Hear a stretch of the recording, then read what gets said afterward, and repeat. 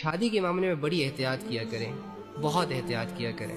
ہمارے جو mind set ہے نا وہ میچور نہیں ہے ابھی، تو ہم بہت چھوٹی چیزوں سے متاثر ہو کر شادی کا فیصلہ کرتے ہیں، جیسے کہ کسی کے حسن سے یا کسی کے سٹیٹس سے یا کسی کی اچھائیوں سے جو ظاہری ہوتی ہیں. پراپر طریقے سے اس کو نہیں جانتے اور جھٹ سے یہ فیصلہ کر لیتے ہیں کہ بس یہ بندہ یا یہ بندی میری زندگی کو چار چاند لگا دے گا، اور اپنی ساری زندگی اس کے حوالے کر دیتے ہیں. حالانکہ ہمیں اس کے بیک گراؤنڈ کا کچھ نہیں پتہ ہوتا، حالانکہ ہمیں اس کے مزاج کا پتہ نہیں ہوتا، اس کے کمپرومائز لیول کا پتہ نہیں ہوتا، اس کی ایجوکیشن کا پتہ نہیں ہوتا، وہ کن لوگوں میں اٹھتا ہے بیٹھتا ہے یا کن لوگوں کے ساتھ اس کے افیئرس چل رہے ہیں، وہ کچھ بھی پتہ نہیں ہوتا. اور ہم دو چار چیزوں سے متاثر ہو کر کسی سے بھی شادی کے فیصلے کر لیتے ہیں، مٹیریلسٹک چیزوں کو سامنے رکھ کر شادی کے فیصلے کر لیتے ہیں. تو ایسا نہ کیا کریں. کردار بہت میٹر کرتا ہے، ایمان بہت میٹر کرتا ہے، اللہ کا تعلق بہت میٹر کرتا ہے. کہ علی بھائی جو لوگ شادی شدہ ہیں اور اس کے باوجود بھی افیئرس کرتے ہیں، اس کے بارے میں بتائیں کچھ.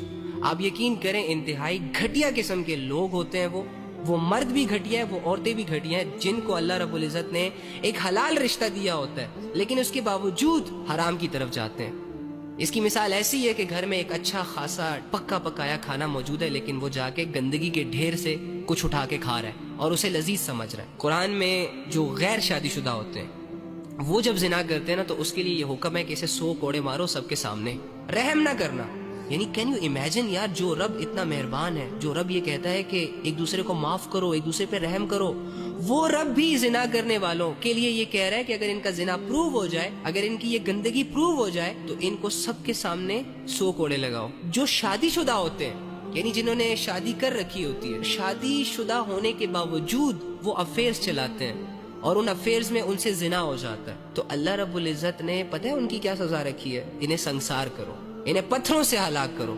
یعنی ایک قسم سے تو جیسے اللہ ان سے جینے کا حق ہی چھین رہا ہے. اور یہ لوگ اتنا لائٹ سمجھتے ہیں ان چیزوں کو، جن کو اپنی آخرت برباد کرنے کا شوق ہے وہ شوق سے چلائیں افیئرز، وہ بیویوں کو چھوڑ کر مارتے رہے منہ گندگیوں میں. اللہ رب العزت کی نعمت کے ساتھ ناقدری بھی ہے، ناشکری بھی ہے، کھلواڑ بھی ہے کہ اللہ نے تمہیں بیوی عطا کی، شوہر عطا کیا اور تم اس میں انٹرسٹ نہیں لے رہے اور باہر کی لڑکیوں کے ساتھ، باہر کے لڑکوں کے ساتھ افیئرز چلا رہے ہو.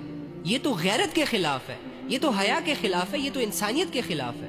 جو لوگ بھی ایسا کر رہے ہیں وہ انسان نہیں ہو سکتے، لیکن جو مومن ہوتا ہے نا وہ اللہ کی حدودوں کو کراس نہیں کرتا. جو مسلمان ہوتا ہے، جس کے دل میں اللہ کا خوف ہوتا ہے نا، وہ یہ دیکھتا ہے کہ اللہ رب العزت کی رضا کس چیز میں ہے.